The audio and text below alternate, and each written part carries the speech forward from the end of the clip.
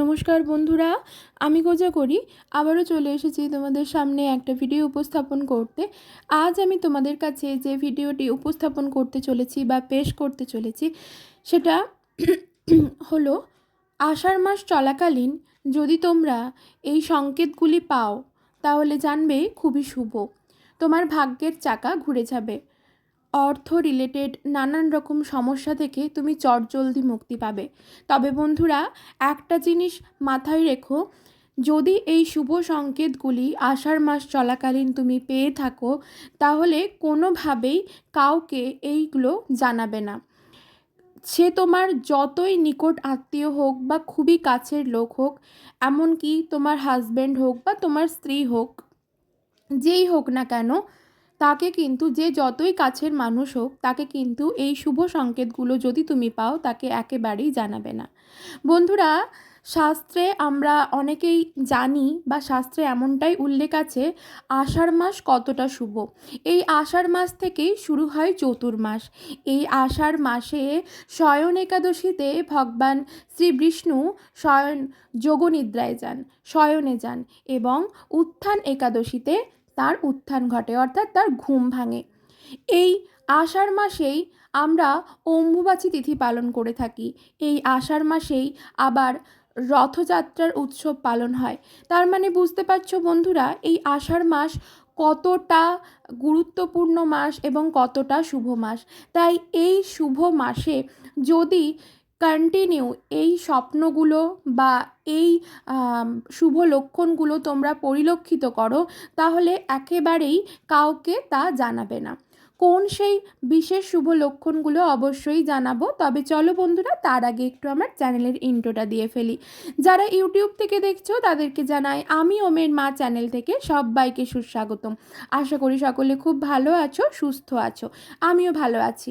ভিডিওটা যদি ভালো লেগে থাকে অবশ্যই লাইক করো, শেয়ার করো আপনজনেদের সাথে, কমেন্ট করে জানিও যদি কিছু জানার থাকে। অবশ্যই করে আমি তোমাদের কমেন্টে রিপ্লাই দেবো। আর যারা আমার ফেসবুক পেজ কোজাগরী ঘোষ এইখান থেকে ভিডিওটা দেখছো তাদেরকেও জানাই শুভ স্বাগতম। তোমরাও আশা করি সকলে খুব ভালো আছো, শুভ আছো, সুস্থ আছো। তো যদি তোমাদেরও ভিডিওটা ভালো লেগে থাকে অবশ্যই লাইক করো, শেয়ার করো আপনজনদের সাথে, কমেন্ট করে জানিও যদি কিছু জানার থাকে। অবশ্যই তোমাদের কমেন্টে রিপ্লাই দেবো। আর অবশ্যই আমার পেজটি ফলো করে আমার পাশে থেকো। তো চলো বন্ধুরা, প্রথম যেটা বলবো, যেটা শুভ সংকেত, সেটা হলো এই আষাঢ় মাস চলাকালীন যদি তোমাদের ব্রহ্ম মুহূর্তে অর্থাৎ রাত 3টা থেকে ভোর 4টের মধ্যে যদি হঠাৎ হঠাৎ ঘুম ভেঙে যায়, যদি দেখছো ঘুম ভেঙে যাচ্ছে, কোনোভাবেই ঘুমোতে পারছো না, ঘুমটা ভেঙে যাচ্ছে এবং কন্টিনিউয়াস সেটা হচ্ছে, আমি বলবো না শরীরটা খারাপ আছে সেই জন্য কোথাও ব্যথা যন্ত্রণা করছে তার জন্য ঘুম ভেঙে যাচ্ছে, এটা কিন্তু না, এটা আমি বলবো না। তবে যেটা বলতে চাইছি যে ব্রহ্ম মুহূর্ত আমরা যেটা মানি, কারণ এই ব্রহ্ম মুহূর্তে কিন্তু আমাদের বিশ্ব ব্রহ্মাণ্ড সৃষ্টি হয়েছিল। তো এই ব্রহ্ম মুহূর্তটা খুবই শুভ। যে কোনো সাধক সাধিকা বা সাধু বৈষ্ণব যারা আছেন তারা কিন্তু সাধনা এই ব্রহ্ম মুহূর্তে উঠেই করেন। তো বন্ধুরা, রাত 3টে থেকে ভোর 4টের মধ্যে যদি এই সময়টার মধ্যে যদি দেখো কন্টিনিউ তোমাদের ঘুম ভেঙে যাচ্ছে তাহলে জানবে এটা অত্যন্ত শুভ। তোমার মানে আগের দিনগুলো, তোমার সামনের দিনগুলো খুব ভালো হতে চলেছে। তোমার জীবন থেকে বাধা মুক্তি ঘটতে চলেছে, তুমি আলোর পথে এগিয়ে যেতে চলেছো। এইটা গেল 1 নম্বর। বন্ধুরা, কোনো ভালো জিনিস পেতে গেলে বা ভালো জায়গার দিকে এগোতে গেলে অবশ্যই মানুষকে স্ট্রাগল করতে হয়। যেসব মানুষরা এখন অনেকটা উঁচুতে দাঁড়িয়েছেন তাদেরকে যে স্ট্রাগল করতে হয়নি, এটা কিন্তু একেবারেই ভুল ধারণা। একটু খোঁজ নিয়ে দেখো, তারাও কিন্তু নানান রকম ঝড় ঝঞ্ঝার মধ্যেই পেরিয়েছেন। অতএব তোমাকেও যদি এমন পেরোতে হয় তবে তুমি জানবে এটা তোমার ভগবান পরীক্ষা নিচ্ছে। আমি মানছি আমরা অনেক সময় ফেড আপ হয়ে যাই যে ভগবান আমাদের আর কত পরীক্ষা নেবেন, কিন্তু একেবারেই বিফলে যেও না। তুমি জানবে তোমার পরীক্ষা নিচ্ছে এবং সেই পরীক্ষায় তোমাকে উত্তীর্ণ হতেই হবে। ঠিক আছে। আর ভগবান কাদের পরীক্ষা নেয় জানো? যাদেরকে ভগবান বেশি ভালোবাসেন। ভগবান তোমাদের কাছে পরীক্ষা নিয়ে দেখতে চান যে তুমি তাকে কতক্ষণ তাকে তুমি ধরে রাখতে পারো, কতক্ষণ তুমি তাকে স্মরণ করতে পারো, তুমি তার উপর কোনোভাবে বিরক্ত হচ্ছ না তো। তাই বন্ধুরা, যদি দেখো ব্রহ্ম মুহূর্তে এইরকম হঠাৎ করে ঘুম ভেঙে যাচ্ছে, তাহলে সেই সময় সোজা ওয়াশরুমে যাবে, অর্থাৎ বাথরুমে যাবে বিছানা ত্যাগ করে। তারপর বাথরুমে যেয়ে তুমি হাত পা ধুলে একটু গঙ্গা জল নিজের গায়ে ছিটিয়ে নেবে। তারপর তোমার যিনি ইষ্ট দেবতা, তুমি যাকে পুজো করো, তুমি যাকে মানো, তোমার যিনি আরাধ্য দেবতা, তাকে স্মরণ করো একবার। যেমন ধরো, আমরা ভগবান শ্রীকৃষ্ণকে যখন স্মরণ করতে যাই, তখন আমরা এইটা বলি, হরে কৃষ্ণ কৃষ্ণ কৃষ্ণ হরে হরে, হরে রাম রাম রাম হরে হরে, যেটা মহামন্ত্র।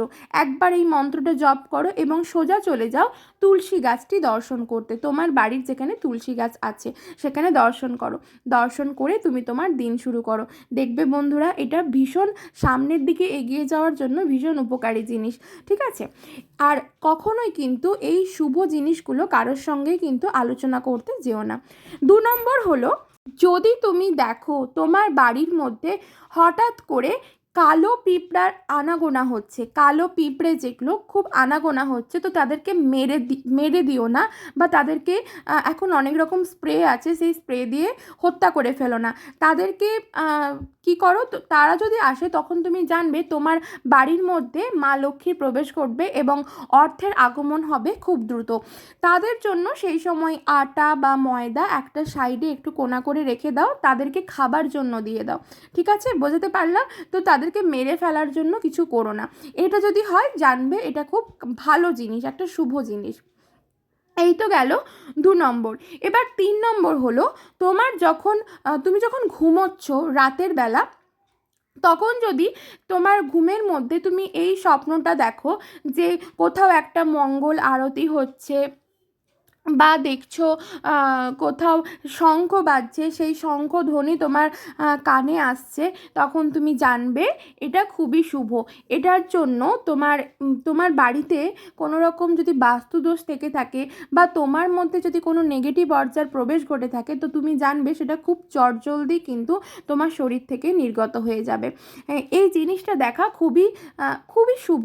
এটা জানবে তোমাকে সামনের দিকে এগিয়ে যাওয়ার জন্য সাহায্য করছে। এগুলো কিন্তু ভগবানেরই দেওয়া এক একটি ইঙ্গিত। এই তো গেল 3 নম্বর। 4 নম্বর হলো, তুমি যখন সন্ধে প্রদীপ দিচ্ছ, বা দুপুরবেলা বা সকালবেলা যখন ভগবানের আরতি করছো, তখন যখন প্রদীপ জ্বালছো, যদি দেখো প্রদীপের শিখা বেশ দাউ দাউ করে উঁচু হয়ে জ্বলছে, তখন জানবে তোমার উজ্জ্বল ভবিষ্যৎ একদম সামনে চলে এসেছে। তাই সেই ভবিষ্যৎ, তোমার আলোজ্জ্বল ভবিষ্যৎ, যার জন্য তোমার কোনো কাজে কিন্তু কোনো ব্যাঘাত ঘটবে না। ঠিক আছে, যদি এইগুলো দেখো। আবার বলবো, যদি দেখো তোমার স্বপ্নের মধ্যে তুমি ভগবান কৃষ্ণের দর্শন পাচ্ছ, তবে অবশ্যই বলবো, যারা অনেক দিন ধরে ভাবছো যে কৃষ্ণ পুজো করবে, বা কৃষ্ণের দিকে এগোতে চাইছো, বা একটু ঠাকুরের দিকে এগোতে চাইছো যে একটু পুজো অর্চনা করবে, তাহলে একেবারেই বন্ধুরা বলবো, পিছু হেঁটো না।